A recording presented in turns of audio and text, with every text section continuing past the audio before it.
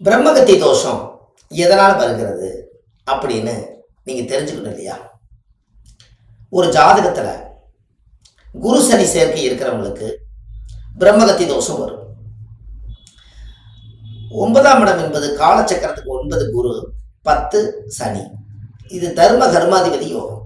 இந்த குரு சனி சேர்க்கை இருக்கிறவங்களுக்கெல்லாம் பிரம்மகத்தி தோஷம் கட்டாயம் உண்டு. அதுக்கு உங்கள் வாழ்க்கையில் இந்த பிரம்மகத்தி தோஷத்தை நம்ம சுத்தப்படுத்தணும் அல்லவா?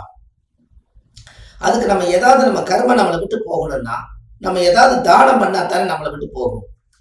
அதுக்கு ஒரு எளிமையான ஒரு பரிகாரம் சொல்றேன். பிராமணருக்கு ஒத்த பிராமணருக்கு வெள்ளி சொம்பு, பித்தாள சொம்பு, காப்பர்ல சொம்பு, இந்த 3 சொம்புலையும் பச்சரிசி போட்டு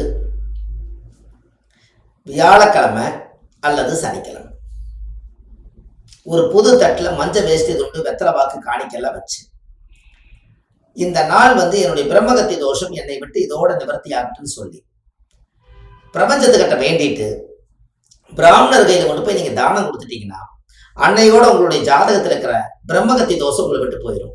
நம்மளுடைய புத்தி தெளிவாகும், புத்தி கூர்மையாகும். அவர் காலத்தொட்டு கும்பிட்டு வந்தீங்கன்னா அவர் ஆசீர்வாதம் பண்ணா அந்த குரு தோஷ நிவர்த்தி ஆகும். அதுக்கப்புறம் குருதான் மூளை, அதுக்கப்புறம் உங்களோட தெளிவான எண்ணங்கள் இருக்கும். இது நீங்க பார்த்துருக்கீங்களா? பிரம்மகத்தி தோஷம் இருக்கிறவங்களுக்கு இது எளிமையான பரிகாரம். இந்த எளிமையான பரிகாரத்தை மக்களுக்காக நீங்க செஞ்சு இது பலன் அடைஞ்சீங்கன்னா உங்களோட வாழ்க்கையில நீங்க முதல் தெளிவாயிருங்க. இதை கண்டிப்பா ஒரு முறை நீங்க இதை செஞ்சுட்டு வாங்க. இந்த பிரம்மகத்தி தோஷத்திலிருந்து நீங்க விடுபட்டு உங்க வாழ்க்கையில உங்களுடைய எண்ணம் போல உங்களுடைய வாழ்க்கை நல்லா இருக்கும்.